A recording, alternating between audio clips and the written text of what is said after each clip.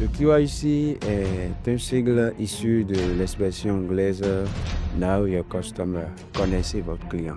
Le KYC est utilisé essentiellement pour les banques, Ok. pour les banques et toutes les transactions financières d'une valeur élevée. Le KYC est une exigence réglementaire qui est faite par le GAFI.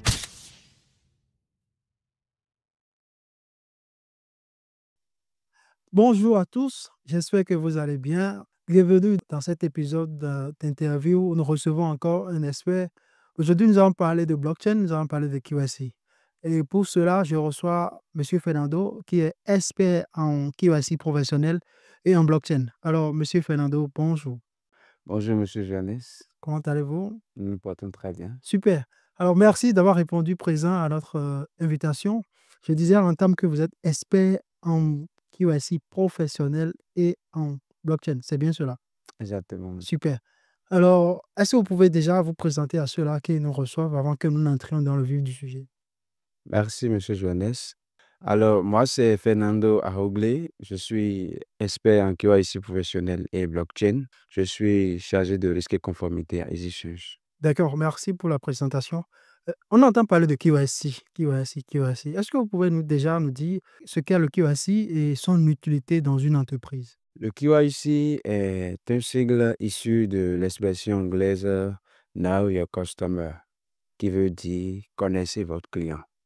Alors, le KYC, c'est un processus qui permet aux entreprises qui offrent des services financiers de pouvoir connaître leurs clients, de pouvoir connaître leur identité, de pouvoir avoir des informations sur les transactions qu'ils vont effectuer avec eux, avoir des informations sur leurs sources de revenus, avoir des informations sur la profession qu'ils exercent et beaucoup d'autres informations. Alors, merci beaucoup pour cette définition. De votre intervention, je comprends que le KYC est mis en place pour connaître les clients d'une entreprise donnée. Vous avez parlé de transactions financières. Est-ce à dire que c'est uniquement pour les banques ou bien les institutions financières que le KYC est nécessaire? Exactement, le KYC est utilisé essentiellement pour les banques, Ok, pour les banques et toutes les transactions financières d'une valeur élevée. d'accord, d'accord.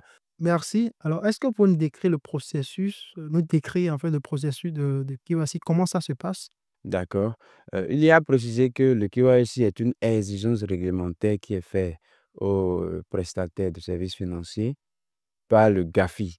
Le GAFI entendait Groupe d'action financière qui est un organe au plan international qui élabore les règles et élabore les politiques pour lutter contre le blanchiment d'argent.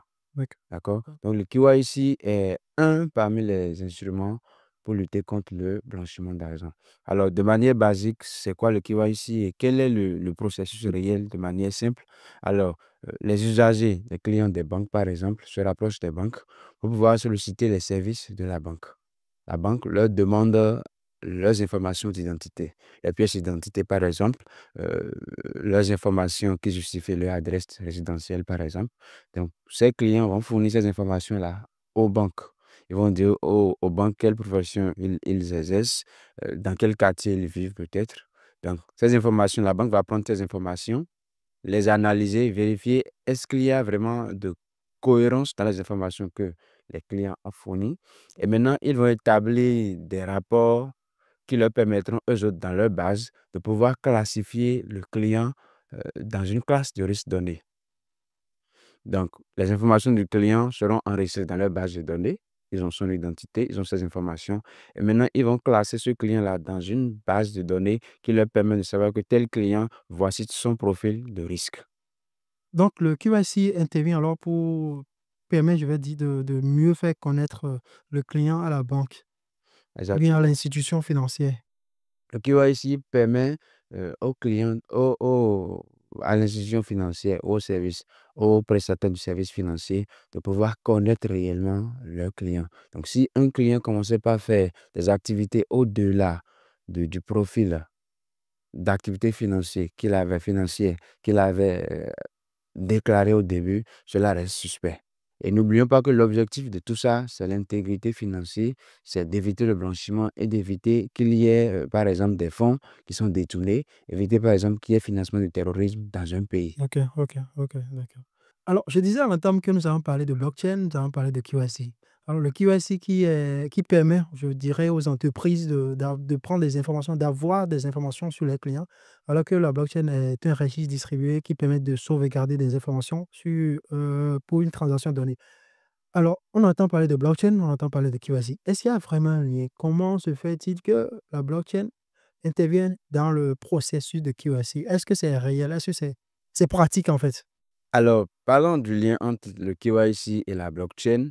Déjà, dans votre définition de la blockchain, vous avez ressorti la question de l'enregistrement, d'accord, Mhm. dans un registre distribué, d'accord. Alors, ces informations sont enregistrées dans un registre qui est la blockchain et toute personne qui a accès à la blockchain a accès à ces informations-là, d'accord. Alors, lorsque nous étions en train de parler de la définition du KYC, nous avions parlé d'informations qui seront sauvegardées par la banque. D'accord? Alors, la blockchain va permettre à ce que les données KYC soient sauvegardées dans un registre distribué qui sera la blockchain. D'accord?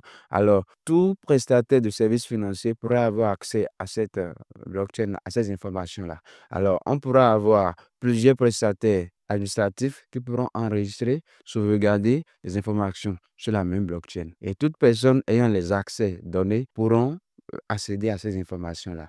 Donc, lorsque quelqu'un fait par exemple son KYC dans un pays X, quelqu'un d'autre qui est au bout du monde, par exemple, peut facilement, dès qu'il se connecte, constater que telle personne, voilà les transactions qu'il a déjà effectuées, voilà ses informations, son KYC, voilà son identité et avoir les informations sur son profil réellement. Donc, à supposer qu'un individu fasse un enregistrement ou bien il est enregistré dans une banque avec le modèle de la blockchain, s'il vient dans une autre banque pour créer un compte, par exemple, cet individu n'aura pas forcément besoin de fournir encore les informations à nouveau. La banque, la seconde banque, je dirais, pourra directement aller sur la blockchain, avoir les informations sur l'individu concerné, c'est bien cela. Exactement. Lorsque nous allons parler de l'identité numérique en fait.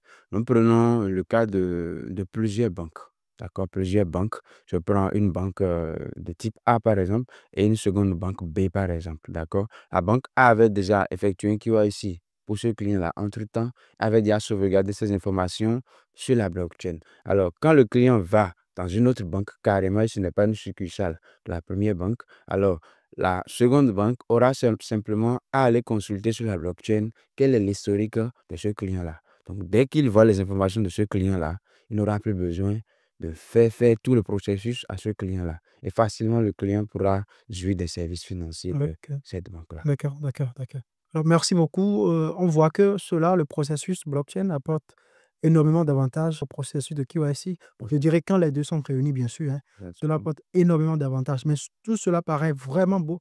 Donc la question qui me revient, c'est est-ce que concrètement, de manière pratique, est-ce que ce processus-là, KYC intégré, au processus de blockchain, est-ce que c'est réel en Afrique, par exemple? Est-ce que c'est il y a des entreprises qui font déjà cela, qui ont déjà mis cela en pratique? D'accord, merci pour cette question assez importante.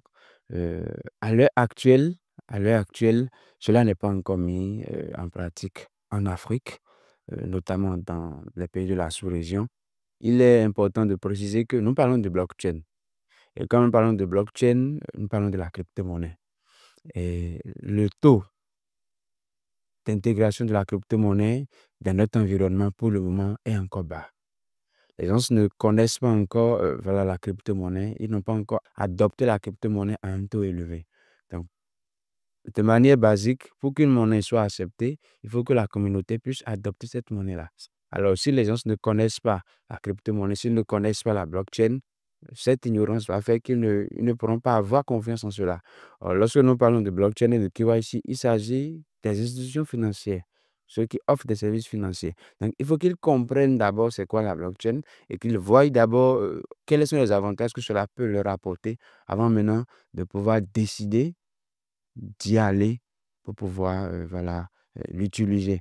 Et une seule institution ne peut pas le faire en aparté simplement. Il faut que, même si c'est la même institution, que le réseau soit créé entre cette institution et ses succursales peut-être, ou bien entre plusieurs institutions financières, plusieurs banques par exemple, avant que cela puisse être efficace. Mais plus le réseau est grand, plus les informations sont fiables. D'accord, merci. Merci pour ces riches informations.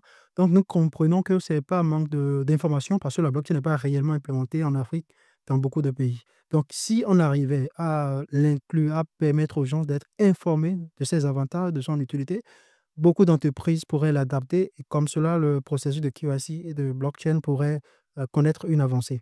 Exactement, Alors, exactement. merci d'avoir répondu à ces questions. Merci. Nous sommes à la fin de notre interview. Je rappelle que vous êtes expert en KYC professionnel et en blockchain. Alors, Monsieur Fernando, merci d'avoir répondu à notre invitation. Merci, Monsieur Jonas. Alors, pour vous qui nous avez suivis, merci à vous. Nous avons aujourd'hui parlé de blockchain, nous avons parlé de KYC professionnel, nous avons parlé de l'intégration de la blockchain dans le processus KYC, nous avons démontré les avantages et il s'est fait que la blockchain combinée au processus KYC a énormément d'avantages. Pour vous qui nous avez suivis, j'espère que vous avez gagné énormément d'informations. Nous allons nous retrouver une prochaine fois pour un autre interview où nous allons recevoir un autre expert. D'ici là, portez-vous bien.